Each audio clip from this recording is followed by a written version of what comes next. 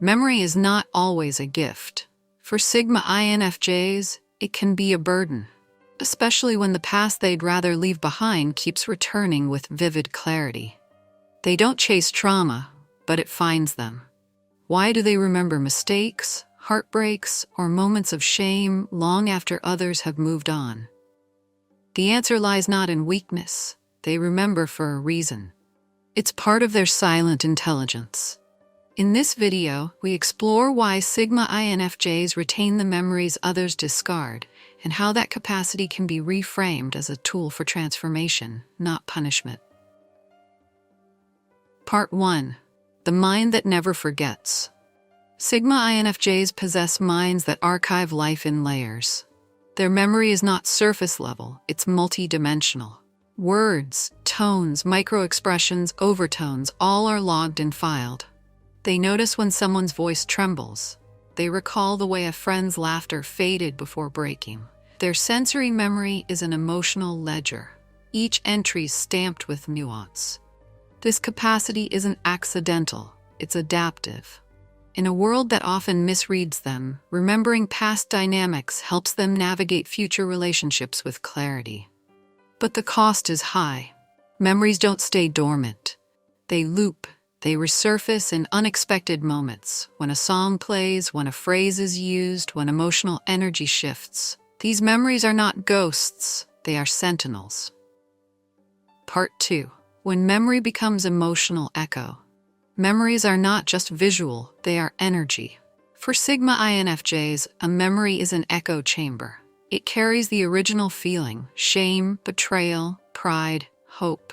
And because they process deeply, that echo can be loud. It surfaces when they least expect it, during calm, during joy, during connection. It reminds them again and again of what they once lost, understood too soon, or carried alone. It's worth noting, these memories are not evidence of nostalgia or longing. They are archives for emotional intelligence. Each time a memory resurfaces, it's giving them data. About themselves, about others, about blind spots they once missed. The problem arises only when those echoes are treated as wounds rather than signals. Part 3. The conscious archive. Because Sigma INFJs are wired for depth, they can harness these memories, not be haunted by them. Their recollection is not random, it's purposeful. They don't remember to punish themselves, they remember to learn. They record social missteps and emotional misreads so they won't repeat them.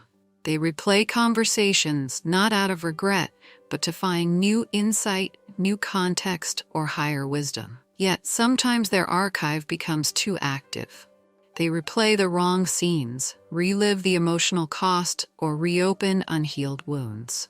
That's when memory stops being a teacher and becomes a jailer. Part 4. Turning memory from anchor to compass. The path from burden to breakthrough is in how they interpret the memory. A Sigma INFJ can transform a painful memory into a lesson on boundary setting.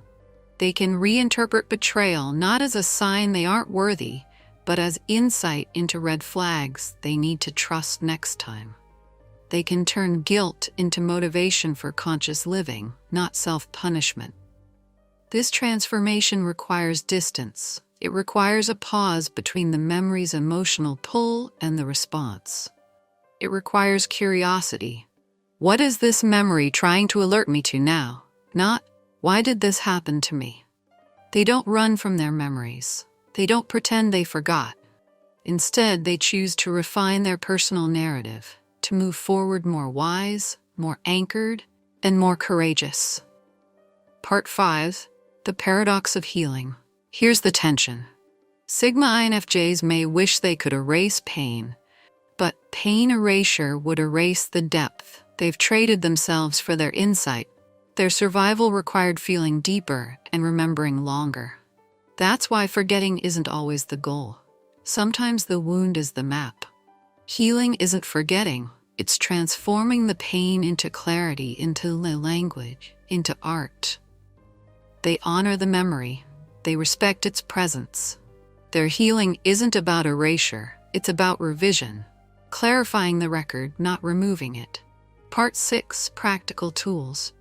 Sigma INFJs use journaling dialogues. When a memory returns, they don't fight it. They write it down, piece it apart, question it, even argue with it.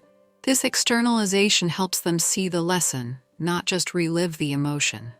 Ritualized closure. A symbolic gesture, lighting a candle, writing a letter never sent, standing in silence, can help them mark an end while honoring the memory's impact. Pattern recognition. They examine clusters of memories to spot recurring dynamics, often tied to emotional boundaries, trust, or self-expression. Then they adjust their behavior accordingly. These tools aren't about forgetting, they're about reprocessing, to walk through the past with more control and grace. In conclusion, they remember what they wish they'd forgotten, not because they want to suffer, but because they refuse to waste the lessons. Each memory is a whisper of warning, of direction, of personal evolution. The challenge isn't in forgetting. The challenge is in deciding how to remember. Because for Sigma INFJs, memory isn't a trap, it's a tool. And when wielded with intention, it becomes a compass, one that points exactly to the life they're meant to lead. And that's the real gift of their memory. Not a burden, but a signature power.